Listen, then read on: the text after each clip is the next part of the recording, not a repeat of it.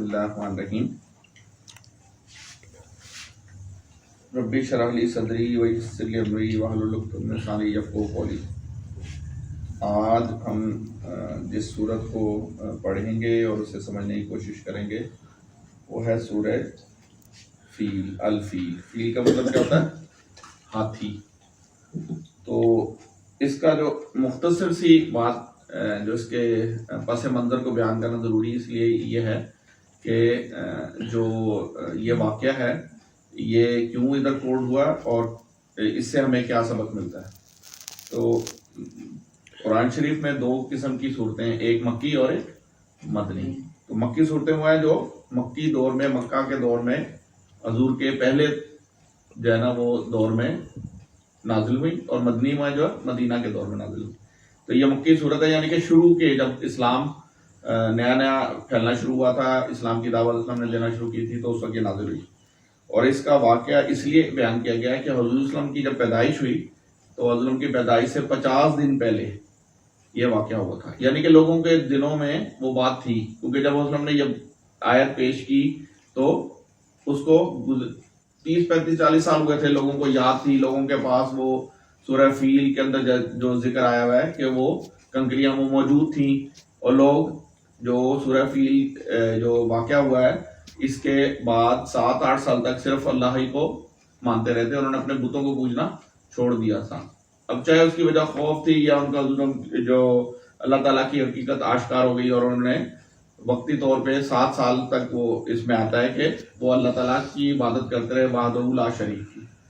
तो इसमें दो वजह बयान की, एक तो मक्की सूरत है, दूसरा ये है कि जो यमनी थे वो यमन उसके ऊपर कब्जा करना चाहते थे। कौन? रूमी।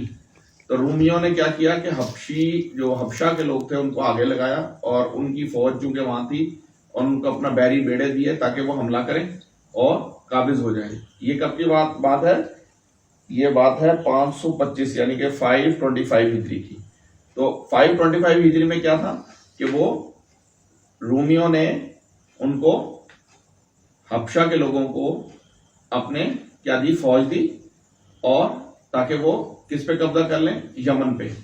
उसकी असल वजह उनकी ये थी कि अरबों की तिजारत चलती थी इधर से, तो वो चाहते थे कि अरबों की तिजारत खत्म हो जाए और सारा उनके पास मालो असबाब आ जाए और ताकत आ जाए, क्योंकि जब जिसके पास पैसा होता है वही अपनी फौज बड़ी बना सकता है और वही सब चीजें कर सकता है।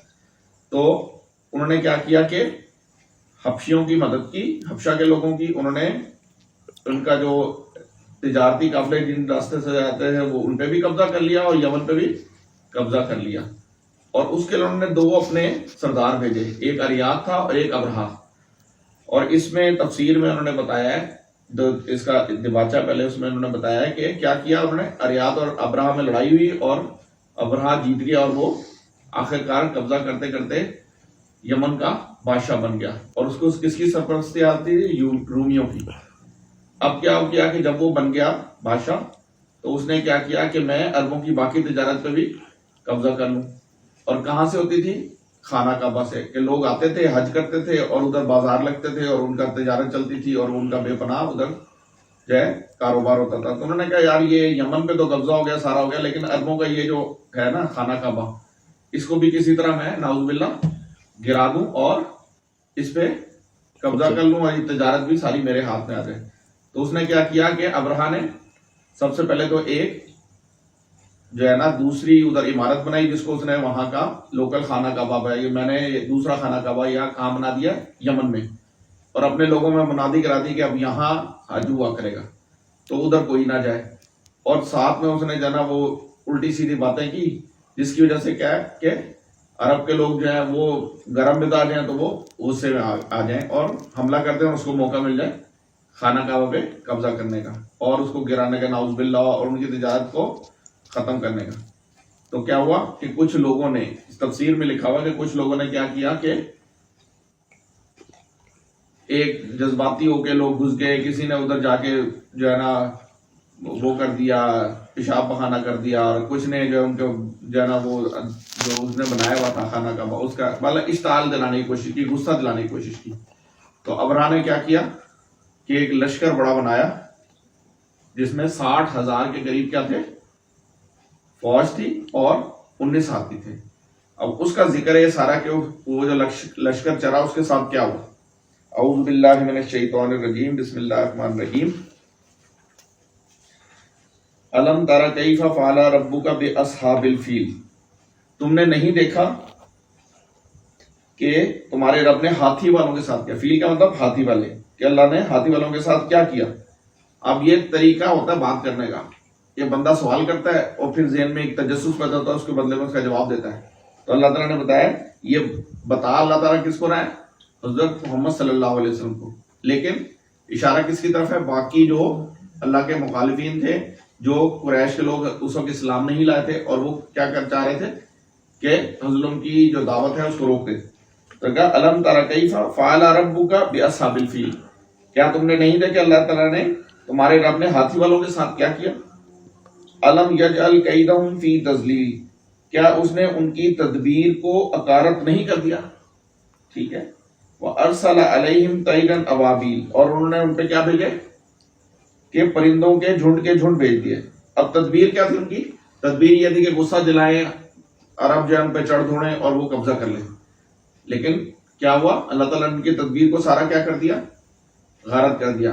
کہ جب وہ انہوں نے تدبیر بنائی، لشکر لیا اور آگے، اور عرب ان کا مقابلہ نہیں کر سکتے تھے، تو انہوں نے کیا کیا کہ اللہ تعالیٰ نے ان کی مدد کے لیے کیا بھیجے؟ پرندے. تو اس میں وہ تفسیر میں جو ہے وہ کہتے ہیں کہ جب ابرہا آیا ادھر تو کیا کیا حضرت، اس نے پہلے قبضہ کرنے سے پہلے کچھ جو ہے فاصلہ پہلے جو حضرت عبد المطلب تھے، حضور صلی اللہ علیہ وسلم کے دادا، ان کے 200 اونٹ جو تھے ان پہ قبضہ کر لیا، پکڑ لیے. تو وہ کیا گئے، انہوں نے قریش کے بڑے سردار تھے، وہ گئے ابرہا کے پاس. ابرہا نے کہا آئیں گے پھر مجھے موقع ملے گا تو میں پھر لڑائی کا کوئی سلسلہ کروں گا یا وہ میرے حوالے کر دیں گے. وہ آئے تو وہ لمبے تڑنگے تھے، خوبصورت اور بڑے، ان کا روپ پڑ گیا. تو وہ بڑا وہ ہوا ابرہا کہ بھائی یہ بڑا معزز آدمی ہے، لمبا تڑنگا ہے، بڑا یہ بات کرے گا لڑائی کے خانہ کعبہ کو چھوڑ دو. یہ انہوں نے کہا کہ بھائی میرے 200 اونٹ دے دو. ان کو پتا تھا، عقل مند آدمی تھے، ان کو پتا تھا کہ 60,000 کی فوج سے اور اونٹوں سے وہ جو ہاتھی ہیں 20 اونٹ سے وہ مقابلہ نہیں کر سکتا. تو اس لیے انہوں نے کہا بھائی میرے اونٹ مجھے دے دو 200، اور اللہ تعالیٰ کا گھر ہے خانہ کعبہ، اللہ تعالیٰ خود اس کی حفاظت کر لے گا. تو وہ اپنے اونٹ لے کے انہوں نے اپنے لوگوں کو کہا کہ سائڈ پہ آ جاؤ، یہ جو ہے نا اللہ تعالیٰ اس کی حفاظت کرے گا. تو پھر کیا ہوا کہ جب وہ آگے بڑھا، اپنے ہاتھی لے کے آگے بڑھا، تو کیا ہوا، ہاتھی بڑے مضبوط ہاتھی تھے اس کے، جو کچھ کہتے ہیں کہ وہ 13 ہاتھی تھے، کچھ کہتے ہیں کہ 9 ہاتھی تھے. تو وہ جو ہاتھی ہے وہ جب ان کو خانہ کعبہ کی طرف لے کے جاتے تھے تو وہ خانہ کعبہ کی طرف نہیں بڑھتے تھے، پھر وہ ان کو نیزے مارتے تھے. جو اس کے محاوت تھے، ہاتھی چلانے والے کو کیا کہتے ہیں؟ محاوت. وہ ان کو نیزے مارتے تھے. جب وہ نیزے مارتے تھے تو وہ کیا، کبھی وہ شمال کو جاتے، کبھی جنوب کو، یعنی کبھی مشرق کو کبھی مغرب کو، وہ سیدھا نہیں جا رہے تھے خانہ کعبہ کی طرف.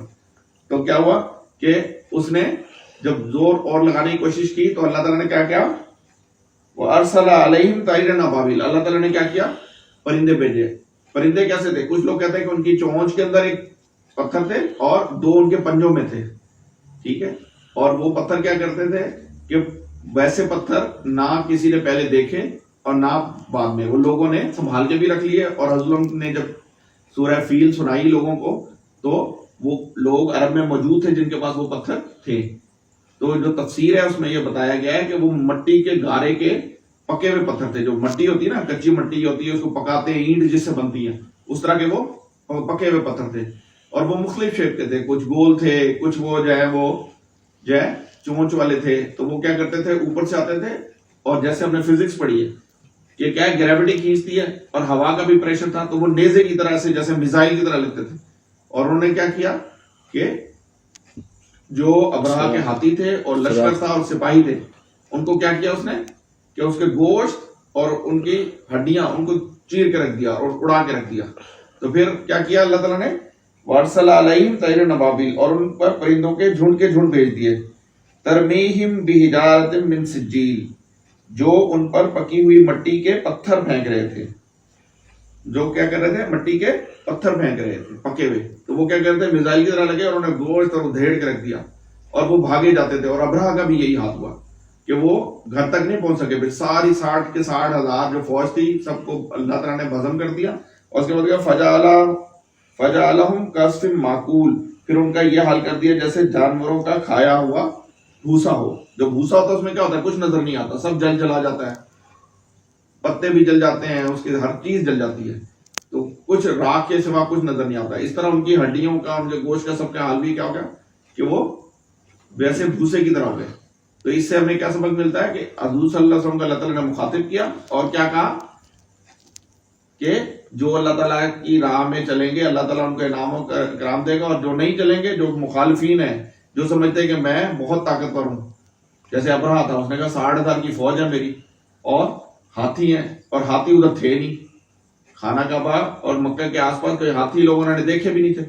وہ ہاتھی وہ یمن سے لے کے آ گیا، افریقن ہاتھی بڑے، وہ تو مقابلہ کر نہیں سکتے. تو اس لیے پھر اللہ تعالیٰ نے کیا کیا کہ میں چھوٹے سے پرندوں سے بھی بڑی سے بڑی فوج کو تباہ کر سکتا ہوں. اللہ تعالیٰ کے غضب سے اللہ جو ہے ہمیں بچنا چاہیے، اور ہمیں جو ہے نا وہ اچھے کام کرنے چاہیے، اور دوسروں کو بھی اس کی تلقین کرنی چاہیے. یہ جو ایسی صورتیں ہیں یہ اس لیے ہوتی ہیں تاکہ ہمیں پتہ لگے کہ جو اللہ کے نافرمان لوگ تھے، جو اللہ کے مخالفین تھے، جو اپنی طاقت اور غرور اور انا میں رہتے تھے، اللہ تعالیٰ نے ان کا حال پھر کیا کیا کہ ان کو جلاوا بھوس بنا دیا. ہاتھی والوں کے نام سن گئے ہیں، اصحاب الفیل، جو ہاتھی رکھتے تھے، ان کا حال اللہ نے کیا کیا؟ فجعلہم کعصف معقول، بھوس بنا دیا. تو اللہ تعالیٰ سے جو ہے ہم سب دعا کرتے ہیں کہ اللہ تعالیٰ ہمیں سیدھے راستے پہ چلنے کی توفیق عطا فرمائے، اور دوسروں کو بھی اس کی تلقین کرنے کی توفیق عطا فرمائے، اور ہمارے گناہوں سے اللہ تعالیٰ جو ہے درگزر کرے، معافی ہمیں دے. اور اس کے ساتھ ہی میں اپنی بات کو ختم کرتا ہوں. اقول قولی ھذا واستغفر اللہ لی ولکم ولسائر